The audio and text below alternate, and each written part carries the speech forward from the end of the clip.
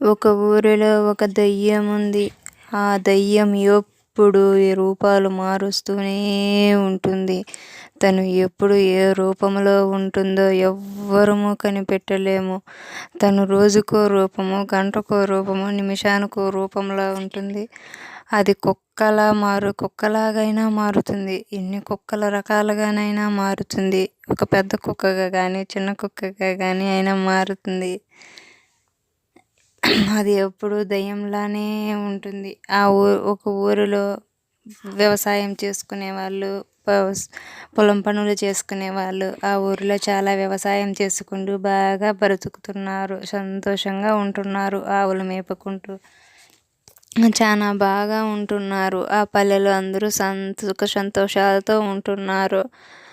ఆ ఊరిలో ఒక అబ్బాయి ఆ దావన పోతూ ఉండేవారు. ఆ అబ్బాయిని ఆ దయ్యం ఎప్పుడు భయపెడుతూనే ఉంది. విచిత్ర ఫోటోలు విచిత్రంగా భయపెడుతూ ఉంది. ఆ దయ్యం ఎప్పుడు ఎవరిని